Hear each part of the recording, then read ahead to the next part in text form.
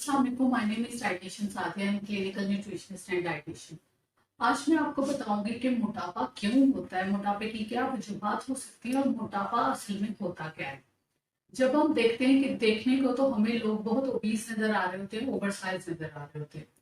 असल में इसमें होता क्या है कि आपका जो बीएमआई जो हमारी हाइट और हमारा वेट का रेशियो होता है, अगर वो 30 से इंक्रीज कर जाता है तो हम ओवर वेट में ओबेसिटी की तरफ चले जाते हैं।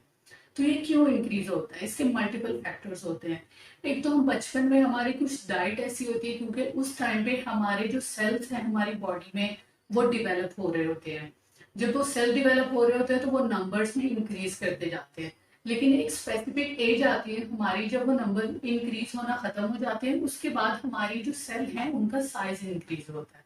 तो जब हम ओवर स्टफिंग करते हैं, बहुत ज्यादा खाते हैं, हाई कैलोरी फूड खाते हैं, शुगर कंजप्शन ज्यादा करते हैं, या अपनी बॉडी की डिमांड से ज्यादा कैलोरीज खा लेते हैं, तो वो जो है हमारी ऑर्गन्स, उनके जो सेल्स हैं, हमारी ओबेसिटी जो सेल्स होते हैं डिवेलप हुए होते हैं नंबर में, वो साइज में इंक्रीज करना स्टार्ट हो जाते हैं। इसी तरह जब हम कम खाते हैं तो वो अपने प्रॉपर एक साइज में रहते हैं, अपनी एक लिमिट में रहते हैं, जिसे हम सेट पॉइंट थ्योरी भी कहते हैं। अब कौन से ऐसे फैक्टर होते हैं जो हमें ओबेसिटी की तरफ लेके जा सकते हैं। एक तो हमारी ओवर ईटिंग, मतलब ओवर ईटिंग में हम अपनी नीड से ज्यादा कैलोरीज की कंजप्शन कर लेते हैं। आजकल हम शुगर की कंजप्शन ज्यादा कर रहे होते हैं, व्हाइट फ्लावर की कंजप्शन ज्यादा कर रहे होते हैं, वो भी वजह बन सकती है। और दूसरा होता है हमारी फिजिकल एक्टिविटी। जब हम फिजिकली एक्टिव नहीं रहते तो हमारी बॉडी में जो कैलोरीज जाती हैं, जो हम एनर्जी लेते हैं, वो कुछ एनर्जी तो यूज होती है, बाकी एनर्जी जो है वो फैट की उस फॉर्म में हमारी बॉडी में स्टोर होती जाती है, वो यूटिलाइज नहीं होती। क्योंकि अगर हम फिजिकली एक्टिव रहेंगे तो हमारी बॉडी के डिफरेंट ऑर्गन्स और मसल्स डेवलपमेंट में वो एनर्जी यूज होगी और हम मसल्स को डेवलप करेंगे और हम ओबेसिटी वाले मसाइल से दूर रहेंगे। उसके अलावा होता है हमारा इन्वायरमेंटल फैक्टर, मतलब हमारे इन्वायरमेंट में अवेलेबल चीजें जो होती हैं। मतलब आजकल हमें बहुत ज्यादा एक्सेस होती है फास्ट फूड की, शुगरी फूड की, बहुत ज्यादा साल्ट की फूड की, जिसकी वजह से हम जो है वो डायरेक्टली ओबेसिटी की तरफ जा रहे होते हैं। उसके अलावा हमारा अहम रोल होता है हमारे स्ट्रेस लेवल का, साइकोलॉजिकल लेवल का, हमारे हाइड्रेशन लेवल का, और उसके अलावा हमारी नींद का।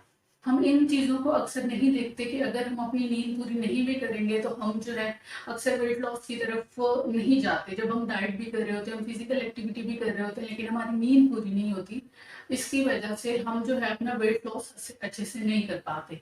दूसरा क्या होता है कि हम स्ट्रेस बहुत ले रहे होते हैं। स्ट्रेस बाकी चीजों का अगर ना भी ले तो हम इस चीज का भी स्ट्रेस ले रहे होते हैं कि हमारा जी वेट लॉस नहीं हो रहा, हम इतने अरसे से डाइट कर रहे हैं, इतने अरसे से जिम कर रहे हैं, हमने हमने ये वाला फूड छोड़ दिया, ये वाला फूड छोड़ दिया, लेकिन उसकी वजह से भी हमें जो है वो डायरेक्टली ओबेसिटी की तरफ जा रहे होते हैं। तो हमारा वेट जो है वो लूज होने की बजाय गेन की तरफ जा रहा होता है।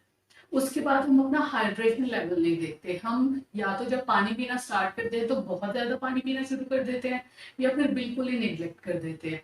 तो इसीलिए एज अ डाइटिशियन हम जब भी अपने पेशेंट्स को डाइट प्लान की तरफ लेके जाते हैं तो हम उनको सिर्फ पानी पे नहीं रखते, हम उनको कहते हैं कि आप अपना हाइड्रेशन लेवल मेंटेन करें, लेकिन डिफरेंट फूड सोर्सेज से भी।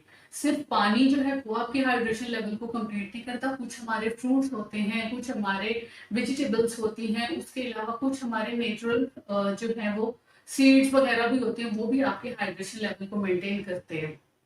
इसलिए आप जब भी वेट लॉस की तरफ जाएं, या आप इस चीज का सामना कर रहे हैं कि अगर आप वेट लॉस की जर्नी पे हैं और फिर अभी आपका वेट लॉस नहीं हो रहा, आपको बहुत से मसाइल का सामना करना पड़ रहा है, तो आप देखिए कि क्या आप सही से आप जो है अच्छे कॉम्बिनेशन के साथ फूड खा रहे हैं। उसके अलावा आपका स्ट्रेस लेवल मैनेज है, आपका जो है हाइड्रेशन लेवल मैनेज है, आपका जो है दूसरा स्लीप अंडर कंट्रोल है, क्योंकि स्लीप का बहुत ज्यादा रोल होता है।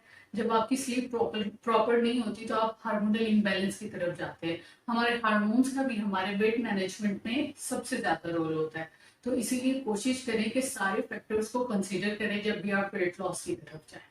Thank you so much.